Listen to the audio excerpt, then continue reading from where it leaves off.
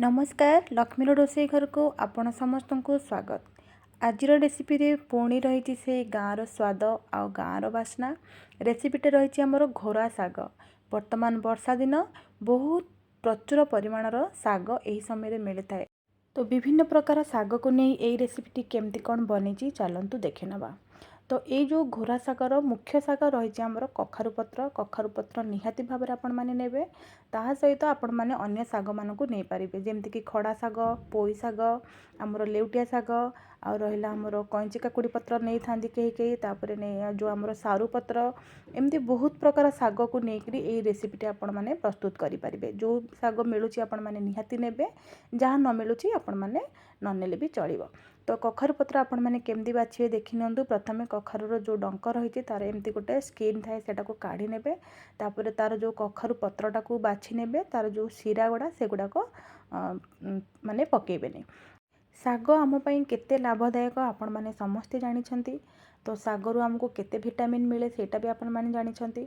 तो गोटे प्रकार सागरु जदि एते विटामिन मिलुची तो आमे एटी बहुत सारा साग को एकाठी नौचे। आपण मानक पई एई रेसिपीटी केते लाभदायक आपण माने निहाती भाव में जानि पारुथिबे।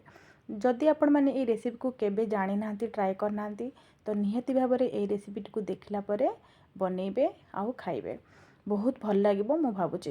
सबुतक साग को आम एमती भाव में बाछि नवा। आउ जिते आपण मैंने साग को बाछुंट तो टिके ध्यान देकर बाछे देखिए जदि से किसी पोक जोक कि अलिया असना थी निहाती भाव में सब क्लीन करेंगे, परिष्कार करके देखी नेबे। जदि आपण मैंने साग खायापी भल पाती तो साग को टिके ध्यान देकर बाछिबे। आ बाछि सारा पर आपण मैंने साग खाइबे, कहीं सागरे बहुत प्रकार पोक जोक एमती रही जाती जोटा को आम देखिपारे ठीक से, जोटा कि आम बहुत खराब।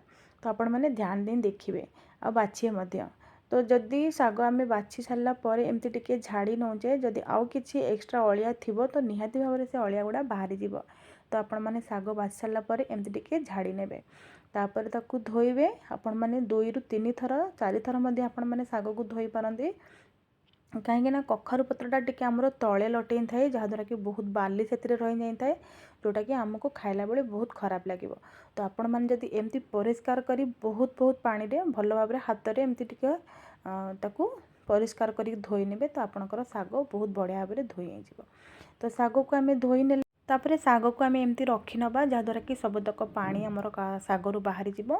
आ सब पानी छाणी गला पर आम जाइए साग को काटिबा। तो साग को काटिबा आगरु आम ये किसी परिबा नहींचे, परिबार आम नहींचे किसी कखारु आ जह्नी। आपण मैंने कखारु जह्नी बराबर नहीं पारंती, जह्नी टिके कम थिला सेतिपई मो कखारु टिके अधिका नहींची। तो आपण मैंने ये कषी कखारुर व्यवहार करेंगे जोटा कि बहुत बढ़िया लगी थाए। घोरा सागरे मीठा मीठा लगी थाए, जह्नी भी बहुत बढ़िया लगी थाए। तो आपण मैंने जह्नी कखारु एमती छोट छोट करी काटी नेबे हमर घोरा साग पाई। तो परिबा गुड़ाक आम ये काटी नेले, बाकी परिबा को काटी सारा पर ताकू टिके भल भाव में आम धोई नबा। आ धोईकरी आम साकू सागरे व्यवहार करवा। एमती पतला पतला करी आपण मैंने काटी नेबे। पतला पतला काटिले जल्दी सीझीज हमर सागड़ा आ भल भाव में मिसीज। तापर आम ये साग को काटिबा। ये देखंतु साग को आम कौन करबा पूरा चुन चुन करी काटिबा। जदि आप पनिकी व्यवहार कर तो आहरी बढ़िया आगे चुन चुन करी काटिबे। जदि छुरी रे काटुचंती तो पूरा छोट छोट काटिबे, कहीं आमर सागटा टी घोटा हम। तो जदि आम पूरा पतला पतला करी काटिबा तो आमको इजी रे आम सागटा को घोटी पारिबा, नले टिके टाइम लागिबो। तो पूरा पतला पतला करी एठी साग को आपण माने काटी नेबे। साग को आम काटी नेले परिया मध्य कटा गला। तो तापर आम कौन करबा, तो यही साग को आम कौन कड़ाई रे भाजबानी, आपको आम हांडी रे प्रस्तुत करवा। कहीं जेहेतु सागर ना रही घोरा साग, या आम घोरीबा घोटिबा, तो से आमको गोटे उच्चार एमती गोटे हांडी निहाती दरकार। कहीं कड़ाई रे आपण मैंने घोरी पारे आराम से। तो से एमती गोटे हांडी नेबे। हांडी नेली तापर से किसी तेल आड कली। आउ से तेल रे मुझे सुखिला लंका आ पंचफुटण पकेबे, कहीं बहुत बढ़िया बास्ना दे थाए ये सागरे। तो पंचफुटण आउ टिके लंका पाची आसला पर आम कौन करवा, जो जह्नी आ कखारु को आम काटिकी रखी से जह्नी कखारु को से पकई नवा। तापर कौन करवा, परिबा को आम 2 मिनट खंडे भाजी नवा, बेसी भाजवा दरकार नहीं। 1 ରୁ 2 मिनट भाजी नवा। भाजी सारा पर जो साग आम रखी काटिकी से सबुतक साग को आम से परिवा देहरे पकई नबा। ताकू आमे आउ गोला गोली किछि करबानी, ता देहरे टिके पानी देंकी ताकू आमे घोड़ेंकी रखी नबा। घोड़ेंकी आमे 5 ରୁ 10 मिनिट रखी नबा, काहेकि आमर सागटा भल भाव सिझा दरकार। तो परिवा साग भल भाव सिझी आसवा समय आम से समय कौन करवा, आमर चूना पका साग से आम ये नहींचे कि चाउल आउ कि बिरी। चाउल बिरी आपण मैंने पूरा कम कम ने, हाथ में टिके मुठारे जी आसो से ही ने, बेसी ने, बहुत कम ने। तो गोटा बिरी आपण मैंने नहीं पारे, जेहेतु मो पाखे गोटा बिरी नाला मुझे फाड़ बिरी व्यवहार करी। तो चाउल बिरी की टिके आम कि समय भाजी सारापर ताको आमे कौन करवा, ठंडा करदे। ठंडा हो सारापर ताको आमे ग्राइंड करदे, टिके चूना करदे, भल भाव में चूना करने। चूना कर सारापर आमे ताको से सागरे पकेबा। तो ये देखिए आमर साग देखूँ बहुत बढ़िया आगे सिझी आसला, परिवा सिझी आसला। तो आम ये कौन करवा ना, जो चाउल चूना करते से चाउल चूना को देकर आम ताको घोरवा। आपण मैंने चाउल चूना देखिक देवे, बहुत अधिका देवेनि, टिके कम देकरी आपण मैंने ताको घोरवे।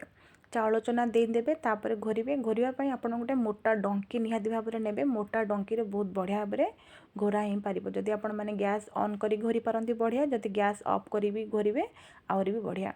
आ सब बेले चेष्टा करेंगे कोटा कंचा लंका आउ छेचा रसुण इतने नवापाई, जहाँकि आम साग को बहुत ही टेस्टी बनई थाए। आपण मैंने जमारू भी ग्राइंड करेंगे साग को, एमती डंकी साहाय्य भल भाव में हाथ में घोटी ने। मझे मझे टिके पानी ऐड करुवे, कहीं सागर जेहेतु चूना पड़ी सागटा टाइट हो जाऊँगी, से पानी ऐड करेंगे। ये देखो मु लुण स्वाद अनुसार देनेली, आउ लुण ये रसुण पड़ा जोटा कही आपण मानू सब पकई सारापर एमर साग को घोटी ने। बहुत ही बढ़िया साग आमर बनीगला। जदि आपण मैंने केबे भी ट्राए करना तो निहाती भाव में ट्राए करेंगे, आउ बहुत बढ़िया लगे खायापाई, निहाती भाव में ट्राए करेंगे। हाँ, जदि आपण मैंने खाई तो निहाती भाव में कमेंट सेक्शन में जनइबे आपण मानकु केमती लगे घोरा साग। आउ जदि चैनल रे आपण मैंने नुआ अछंती तो चैनल को सब्सक्राइब करने को जमारू भी भूलिबे नहीं। सब बेले चेष्टा करेंगे साग को गरम गरम खायापाई। आपण मैंने पखाला भात संगे जदि खाउछंती बहुत बढ़िया, गरम भात रे भी खाई पारिबे।